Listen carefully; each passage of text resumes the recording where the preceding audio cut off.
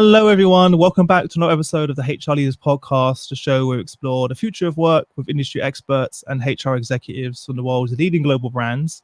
Today, we have a special guest on the show. We're joined by Nic Marks, who's the CEO and founder of Friday Pulse.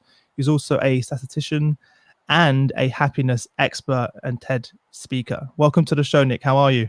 I'm good, thank you. Thank you for joining us, especially during these times. We need people like you more now than ever.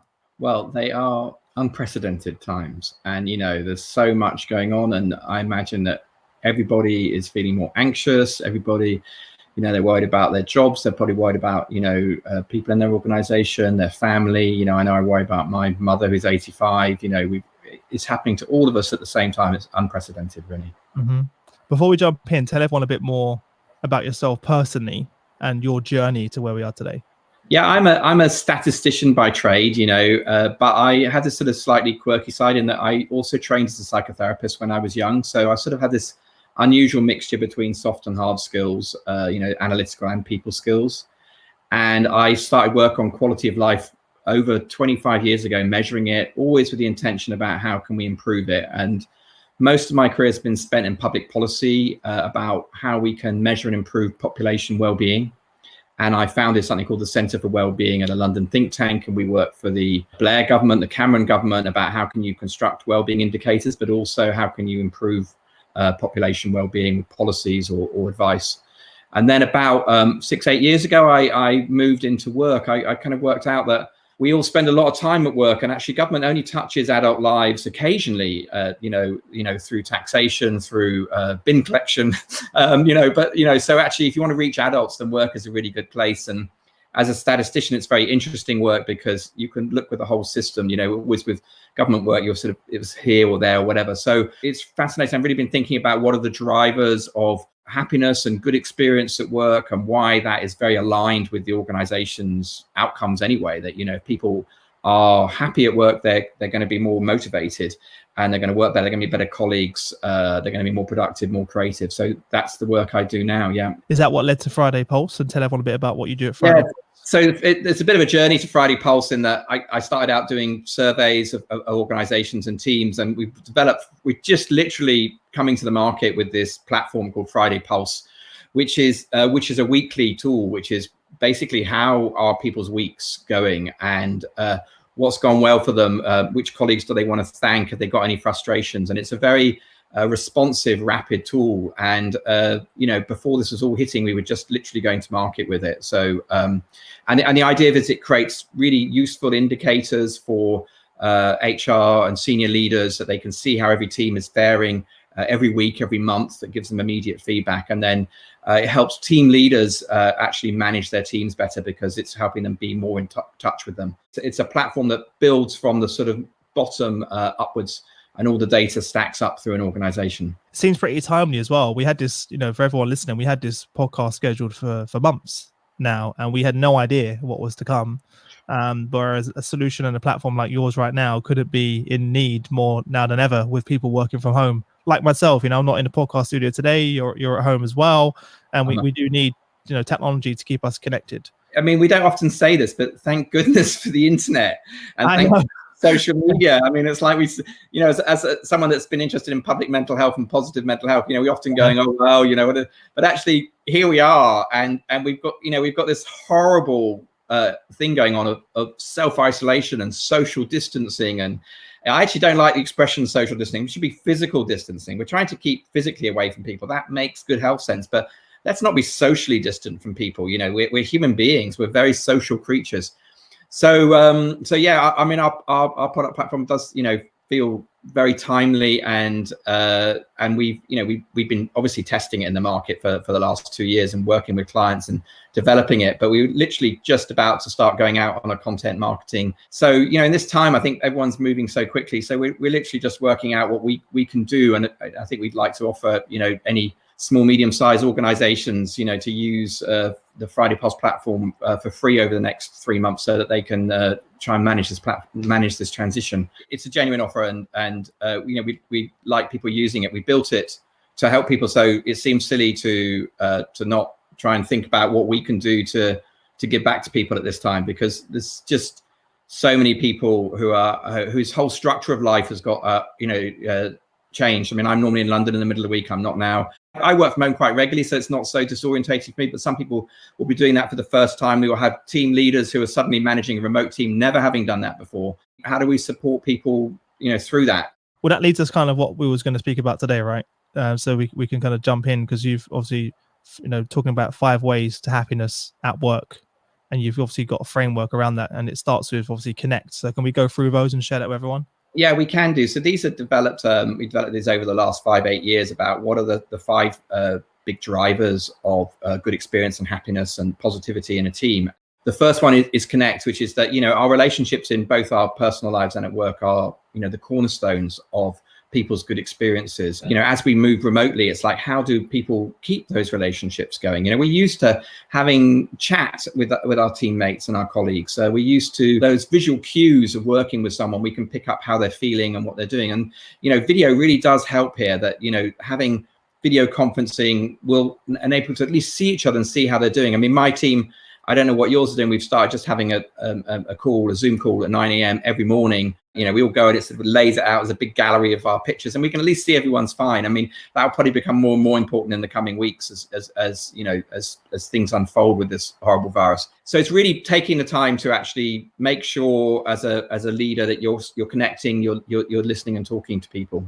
The second one is be fair. So in all of our research, we find out that if people don't feel they're treated fairly, then they don't even sort of get into the space of feeling good about work. And also what happens when people are treated unfairly is they feel angry, and anger is a really fast moving emotion through a company, through any system really, which is that, if you're treated badly, I feel angry on your behalf very, very quickly. So treating everyone fairly, being transparent. I mean, we are all adults. It might be a very anxious making time, but we do understand that businesses are under pressure.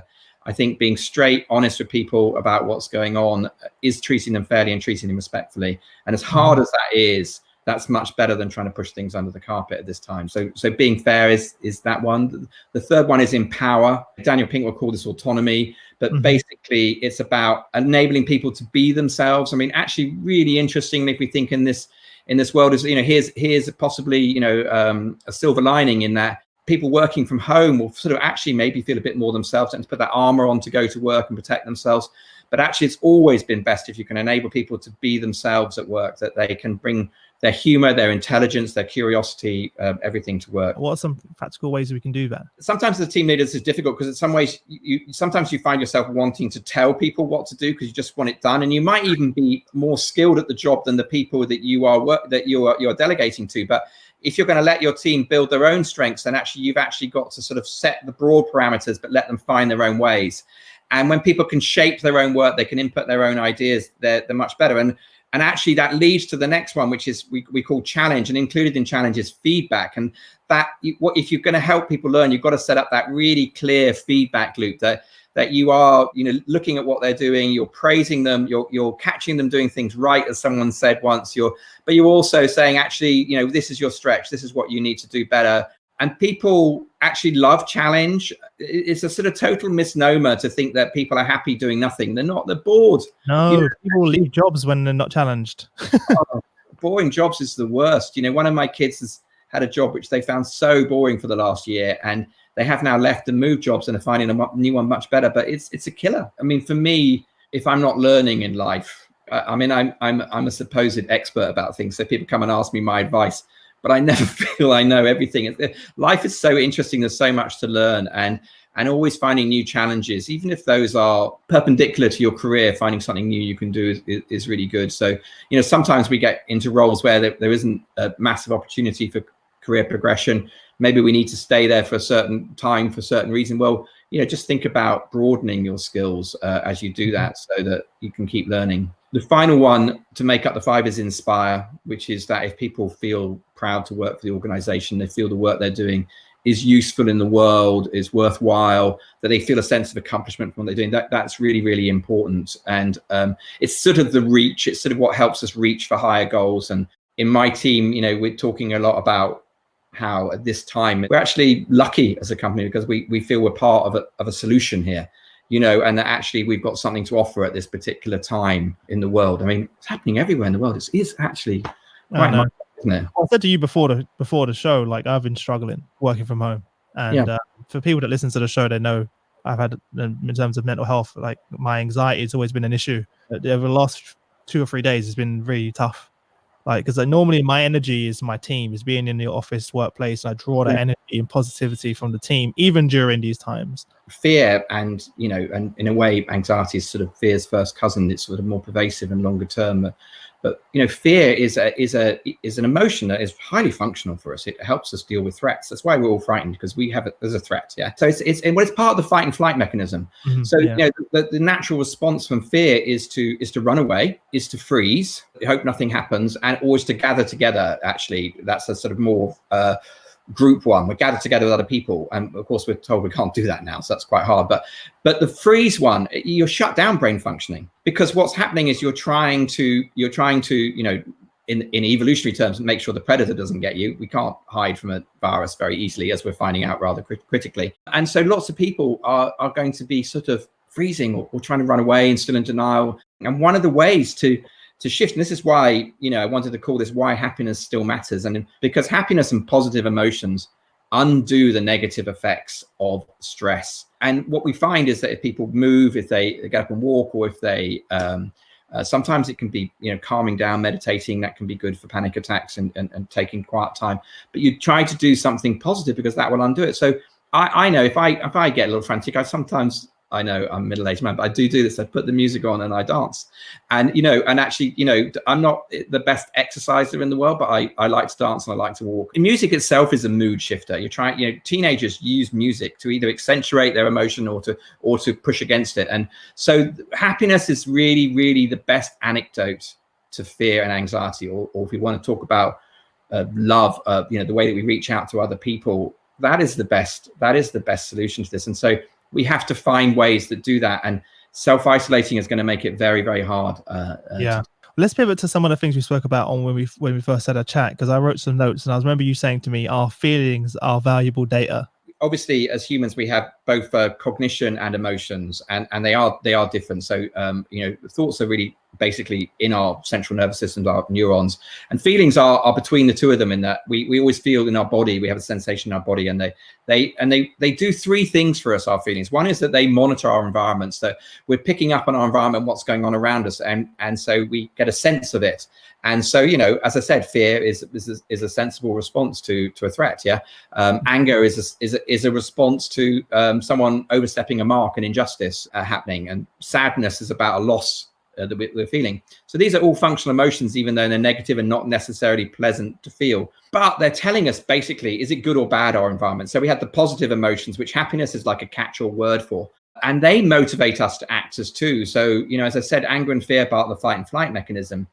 But, we had this wonderful array of positive emotions, from curiosity, awe, wonder, things that we sort of search the world to enjoyment, where we're just having a laugh, and contentment or satisfaction, where we're reflecting. And all these emotions are highly, highly functional.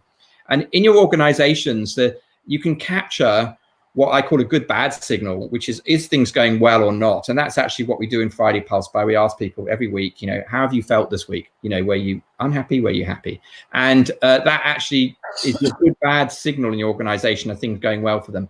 And then when people are feeling good, it releases this sort of wonderful army of positive emotions that actually what you need in your team. So you need them sometimes to be, people talk about, table tennis and ping pong, and that's all fun, and it is good, and it can be team building. But clearly, when you're just laughing, I shouldn't say just when you're laughing, you're creating bonds. The purpose of it is to create bonds, but you're not using your full brains. You're not so cognitively aware about what's going on.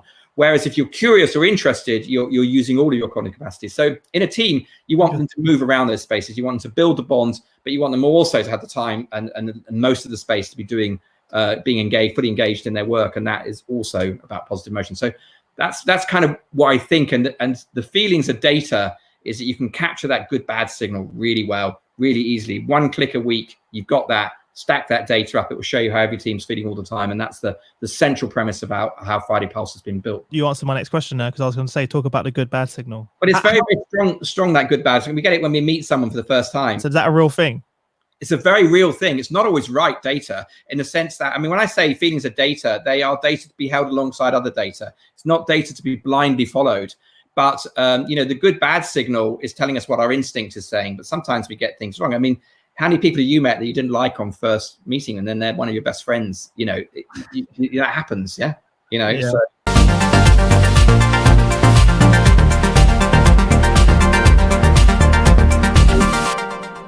But that's about really staying aware of and adjusting, you know, and being flexible. The feelings are very, very important data. Yeah. Anything else that we can be doing whilst we're at home now, do you think, to stay positive? So things that we can, anything actionable on a daily basis? Obviously, my example was just go for a walk, get out of the house if you can, but I don't know if you're allowed to now. So maybe my advice is not great. Well, I mean, it's very specific, isn't it, to say go out for a walk outside, but to be active is the sort of broader thing. So yeah, working at home, even if you are isolated, is that you can still stretch, you can still get up. I mean, we should stretch every hour and get up and move our necks and move our bodies. And actually, in that sense that emotions are about head and body, actually, when things get trapped in our necks and wherever like that, it's actually moving, which will release that tension. So if you know, been doing a stressful work, get up, move, you know, run on the spot. As I say, music and dance, if that's your thing, you know, you can do a plank if you're that type of person. You can pump weights, whatever it is. You just being physical. In fact, colleague of mine has got young children, and he was doing cosmic yoga with them.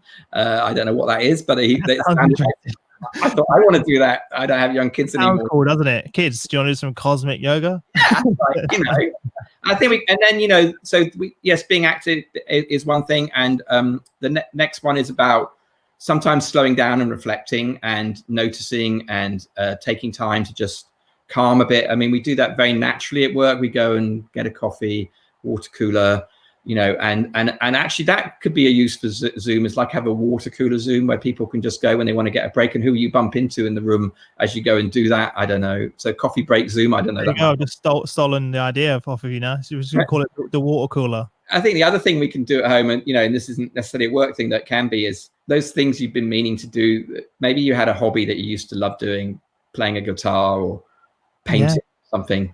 Is you know, if we're going to be at home, why don't you pick up a skill? I think Malcolm Gladwell says that 10,000 hours and you pick up a skill. Well, maybe you can put in a few hundred, 1,000 over the next few months and you know, pick up something that you sort of always wanted to do, and you haven't had time, you know. And I mean, there will be opportunities, and I think humans are so adaptable that we will find a way through this. But we're going against a really huge instinct, which is our instinct to connect with people. And I mean, if you're lucky enough to be in a stable relationship, you know, you might have your partner, you might have your kids, you might then that's good. But there are all sorts of people who aren't, and you know, who own. I mean, my mother's 85 and she lives alone, and it's like, I think we're going to get her to my sister's, although she doesn't want to quite leave the house that she lived with Dad because he only died a few years ago. But you know, it's like, I don't think it's going to be good for her for the next 3-6 months to be home alone. So, yeah. And there's no playbook for any of this. There's no playbook. Well. There's not something we can really look back on and say, you know, we've been here before. Well, no, we haven't been here before. No, that is true. But if a playbook is a structure, then I think there are things. So, you know, those 5 ways for the teams, you know, is structure. But actually, the inspiration for those was actually 12 years ago when I was working for the UK Government Office of Science. We developed the equivalent of 5 fruits and vegetables a day, but for people's personal well-being. And they are connect again, because relationships are the most important, but they are connect, be active, take notice, which you might call mindful now, but it's also a bit more outside than that. It's about reflecting, keep learning, and give. And so those 2 social ones are connect and give are around the outside, and they're going to be more difficult. But, you know, as I said, thank goodness for social media and video, we can do more of it. But the other ones of be active, that was, you know, and take notice and keep learning are really the ones I was just telling you about.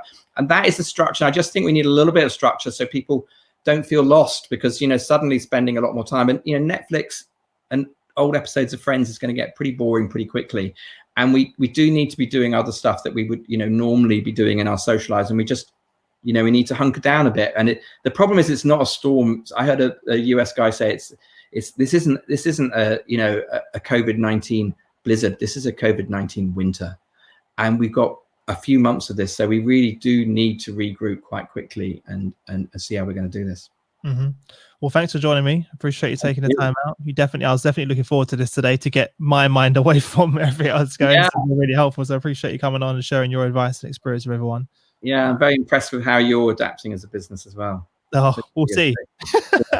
We will see. Before we wrap up, tell everyone where they can connect with you if they want to learn more about you, and also the best way to get in contact if they want to reach out. Yeah, so I am going to be releasing stuff on my own website, which is nicmarks.org, Nick with no K there, and fridaypulse.com is where we will be pushing out, our platform. And I say pushing out, we'll be inviting people into it really. And we do stuff on LinkedIn. I'm on LinkedIn.